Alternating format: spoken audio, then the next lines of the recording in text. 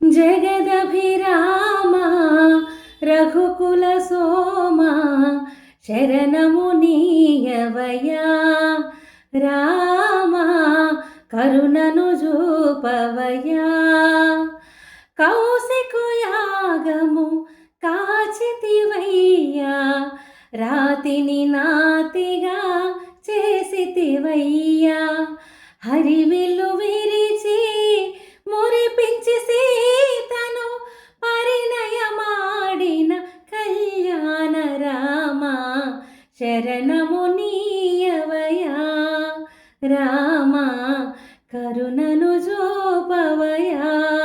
జై శ్రీరామ్. అందరికీ నమస్కారం అండి. Hey girls, hi. వచ్చిందండి, వచ్చింది, సాక్ష్యమే వచ్చింది. ఎక్కడ దొరికిన కాడికి దుబ్బేయటమే, అంతే, ఇంకేం లేదు. ఇది ఎవరితో బస్సు ఎక్కిందట, దీనికి ఏవో దొరికాయట అక్కడ. చూడండి ఒకసారి, వినండి. దుబ్బేయటమే, అది ఎవరిది ఏడండి మరి లేదు, ఇంకా దొరికిన కాడికి దుబ్బేయటమే. 40 రూపాయలే ఉన్నాయి.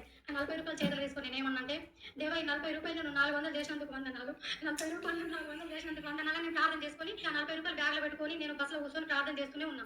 బస్సు దిగేటప్పుడు ఏమైందంటే, డ్రైవర్ వెనక సీట్ల 1000 రూపాయలు కనిపిస్తున్నాయి, నాకు 500 రూపాయలు నోట్లు. నా ముందు ఎంతో మంది దిగిండ్రు. ఏంటి ఇవి పేపర్స్ అవి ఏంటి మరి ఎవరు తీసుకోవట్లేదు, సరే నేనైతే తీసుకుంటాను చెప్పేసి తీసుకున్నాం. తీసుకుంటే 1000 రూపాయలు ఉన్నాయి. నాకు 1000 రూపాయలు ఇచ్చినందుకు థ్యాంక్ యూ చేసి అంటూ అట్లనే మాట్లాడుకుంటూ బస్ స్టాండ్కి వచ్చి ఇక నన్ను బస్ ఎక్కి మా ఇంటికి వచ్చినాను. ఇట్లా విన్నారు కదా, బస్సు ఎక్కిందట, 400 ఉన్నాయట, 40 రూపాయలు ఉన్నాయట పర్సులు. అవి 400 అవ్వాలనేసి ప్రార్థించిందట. 400 అయిపోయాట. ఏవి 4 లక్షలు అవ్వాలని ప్రార్థించకంటే 400 కన్నా ఏసి ఎక్కువ ఇవ్వలేడా? ఆ 400 ఎవరో అక్కడ పడిపోయి దొబ్బిసింది. ఇది అక్కడ 400 దొబ్బిసింది. నెక్స్ట్ ఏమన్నది, బస్సు దిగినప్పుడు 500 నోట్లట. అవి డ్రైవర్ వెనక సీట్లో పడ్డాయట. డ్రైవర్ వెనక సీట్ అంటే ఒకవేళ డ్రైవర్ ఏమో వెనకెట్టి కూర్చుంటాడు, జోబులో పడిపోయేమో.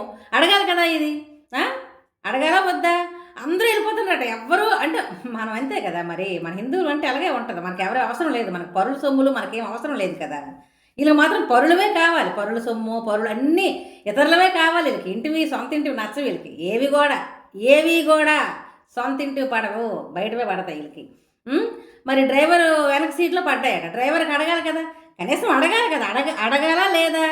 దొబ్బిసింది 1000 రూపాయలు, 400, 1000 రూపాయలు, 1000 రూపాయలు. ఇది వీళ్ళ బుద్ధి. దొంగముండ, కనీసం అడగాలి కదే నువ్వు. 7 దొరికితే దొబ్బేయడమే, నొక్కేయడమే. 400 ఎవడో నొక్కేసింది, అయిపోయింది. అక్కడ డ్రైవర్ వెనక సీట్లో పడ్డాయట. డ్రైవర్ జోబుల నుంచి పడిపోయేమో పాపం. అడగాలి కదా, ఇది దొబ్బేయడమే.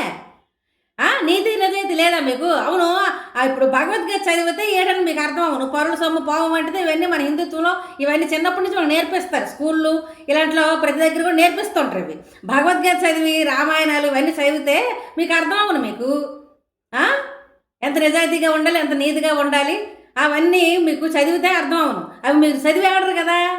బైబిల్లో ఏముంటుంది? అంత దొబ్బేయటమే, ఆడపిల్ల నీడు దొబ్బేయటం, ఈడిపిల్ల నాడు దొబ్బేయటం, అన్ని దొరికిన కాడ దొబ్బేయటమే. మరి అవి చదివిన తర్వాత మీరు ఎలాగిస్తారు? మీరు అడగరు కదా. దొంగమండ పాపం డ్రైవర్ డబ్బులు దొబ్బేసింది. ఆ పక్కన సీట్లో నాడు 400 దొబ్బేసింది. అది ప్రార్థిస్తే 400 వచ్చేసాయట పర్సులో కట. ఏమి 400 ఇచ్చిన యేసు 4 లక్షలు ఇవ్వలేడా? 4 కోట్లు ఇవ్వలేడా? అంటే 400 కంటే ఎక్కువ ఇవ్వలేడా? 1000 రూపాయల కంటే ఎక్కువ ఇవ్వలేడా? డ్రైవర్ డబ్బులు దొబ్బేసింది. క్రైస్తవులారా, ఇలా తయారయ్యారు దొంగలే మీరు. దొంగలు, పరుల సొమ్ము, పరుల ధర్మము, పరుల దేవుడు, అన్ని పరులవే కావాలి మీకు. మన భారతదేశంలో పుట్టిన మీకు నీతి జాతి లేదా? అడగాల వద్దా? అడగాలి కదా. ఎవరు ఈ డబ్బులని? పోసారి అక్కడ అందరూ వెళ్ళిపోయారు. డ్రైవర్ అయితే ఉన్నాడు కదా. డ్రైవర్ వెనక సీట్ అంటుంది, ఆ కింద పడిపోయి ఉంటాయి పాప మా డబ్బులు. ఇది అడగాల వద్దా? ఎక్కడ దొప్పేస్తుంది మళ్ళీ? 1000 రూపాయలు దొరికింది, 400 దొరికింది. సిగ్గు లేకపోతే సరే అడగాలి. ఎవరో ఇంకొకరిది, ప్రతి ఒక్కరిది కూడా నాకు దొరికే దొబ్బేశాను. ఇదే పడేళ్ళకి నాకు దొరికాయి. ఇది ఎవరిది? అదే అది చైన్లో మొన్న ఎవరితో చైన్ దొబ్బేసింది. అక్కడ రోడ్డు మీద పడితే చైన్ దొబ్బేసింది. అదే అనుకుంటున్నాను. దీనికి ఇంకొకరితో చూడండి. ఒకరోజు ఇట్లా నడుచుకుంటా, ప్రభా నాకు 200 అయితే బాగుండదు ఆయన అనుకుంటూ నడుస్తున్నా.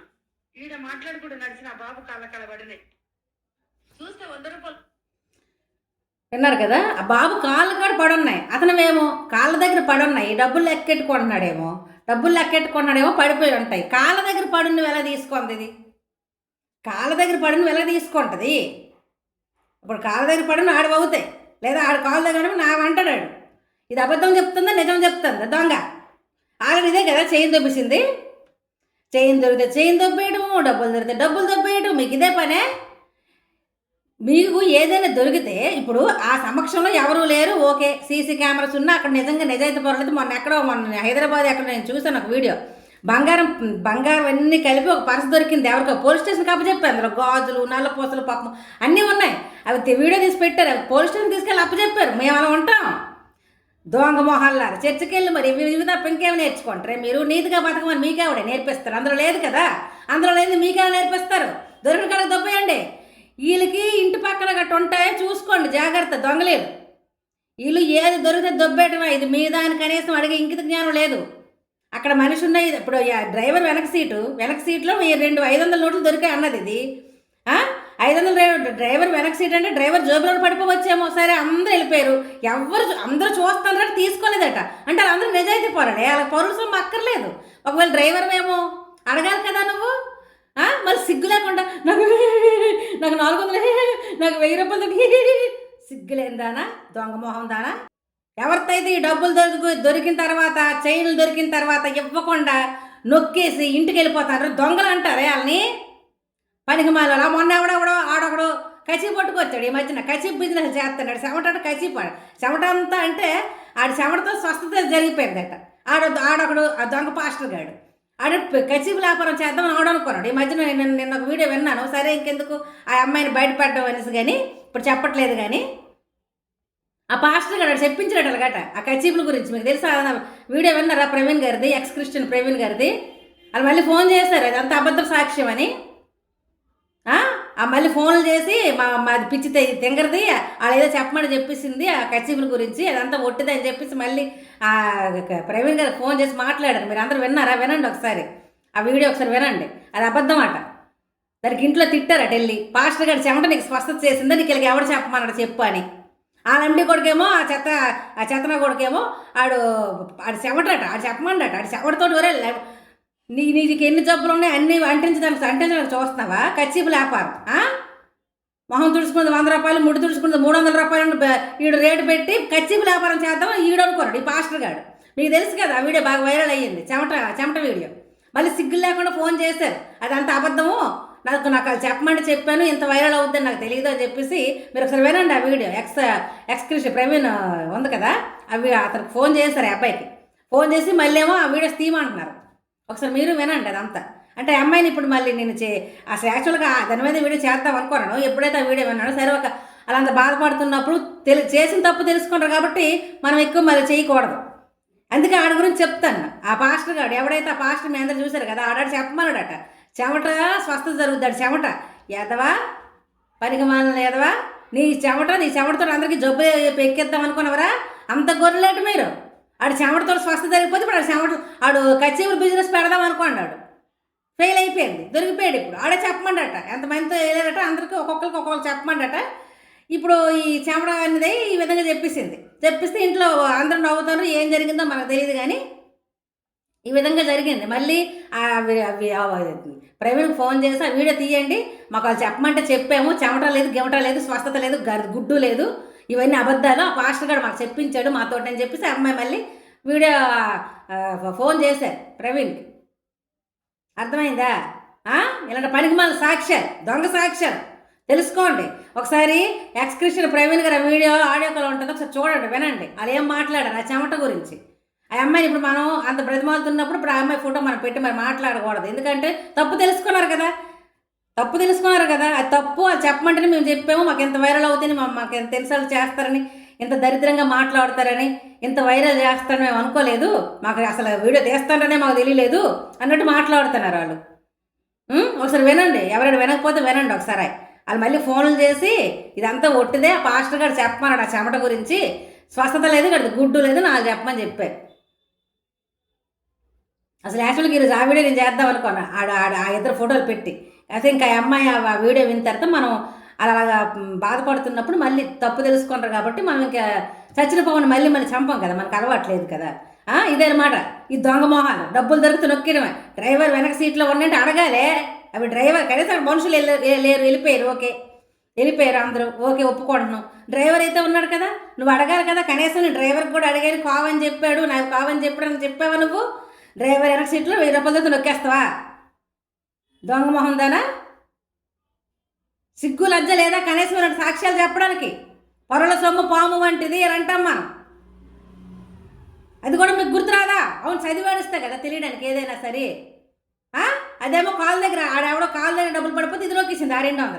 అది 100 చూస్తే 200 2 నోట్లు ఉన్నాయట. ఇది 1000, ఇది 500 2 కాగితాలు, ఇది దీనికి 500 దొరికిసాడు. సిగ్గు లేకుండా మళ్ళీ నాకు 400 దొరికాయి, నాకు 1000 రూపాయలు దొరికాయి. సిగ్గు లేకపోతే సరే దొంగలు అంటారే మిమ్మల్ని, దొంగలు అంటారు. అలా చేసిన వాళ్ళని దొంగ అంటారు. పనికి మన సన్నాసులారా. సిగ్గు అంటే కష్టపడి బ్రతుకుదామని లేదు. డబ్బులు దొరికాయి, చైన్లు దొరికాయి, అది దొరికింది, ఇది దొరికింది, దొరికింది అనమే తప్ప కష్టపడి సంపాదించాను, కష్టపడి తింటాను, నా కష్టాన్ని నేను చేసుకుంటున్నాను అని లేదా మీకు? అంత మోసము, మొత్తం మోసాలే. మోసము, దొంగతనము, అన్యాయము, అక్రమము, పక్కోళ్ళు ముంచేయడము, ఆ సొమ్ము తినేయడము, వాళ్ళ మీద బ్రతకడము, ఇదే పనా మీకు? సిగ్గు లేదా మీకు? డబ్బులు దొరికితే ఎవరు అడగకుండా దొబ్బేస్తారా మీరు? పర్సలు నొక్కేస్తారా? చైన్లు దొరికితే ఇది ఎవరిదని అడగరా? ఒక వీడియో వైరల్ చూడండి. ఆ వీడియో పర్సు దొరికితే పర్సులో బంగారం, గాజులు అన్నీ ఉన్నాయి. పోలీస్ స్టేషన్కి అప్పచెప్పాడు ఎవరో అతను. అది నిజాయితీ అంటే. అంతవరకు ఎందుకు? బస్సులో అందరూ చూసి వెళ్ళిపోయారు, నేను మాత్రం తీసుకుంటున్నాను చెప్పావు కదా, నీకు సిగ్గు లేదా? చూసి వెళ్ళిపోయిన అందరూ జడ్డోలా? పరుల సొమ్ము మాకు అక్కర్లేదు పాపం ఎవరవో అని వెళ్ళిపోయారు. సిగ్గులేందానా? డ్రైవర్ వెనక పడ్డా అంటున్నావు కదా, డ్రైవర్ ఏమో అడగాలి కదా నువ్వు. దొంగ మొహం దానా. వీళ్ళకి మీ సరౌండింగ్లో ఉంటే చూసుకోండి జాగ్రత్త. 7 దొరికింది నొక్కేస్తారు, అడగరేరు. ఇది ఎవరిదని కూడా అడగరు. ఇంట్లోకి వచ్చినప్పుడు, ప్రవేశించినప్పుడు కూడా చూసుకోండి, వీళ్ళు దొంగలేదు. ఇప్పుడు ఎవరెవరైతే సాక్షి పోయి ఇలా చేసిన అందరూ చేస్తాను లేదు, మనకు గ్యారంటీ ఏంటి? అందరూ చేస్తాను రేమో మనకేంటి తెలుసు. పాస్టర్లు అంతే, వాళ్ళని అనుసరించి వాళ్ళు ఇంత ఇలా తయారవుతున్నారు. సిగ్గుండాలి కొంచెమైనా. ఆడేమో కచ్చివులు బిజినెస్ పెట్టేద్దామని ఆడు ప్లాన్ చేశాడు. ఏంటి ఆడు దొరికిపోయాడు. ఇప్పుడు కొంచెం ఆ మాట్లాడినప్పుడు ఇది ఎంతవరకు కరెక్టు కాదు అని ఆలోచించాడండి. దొంగ మొహాలారా, దొంగ మొహాలు వేసుకొని. సిగ్గు లేకపోతే సరే కష్టపడి బ్రతకండి.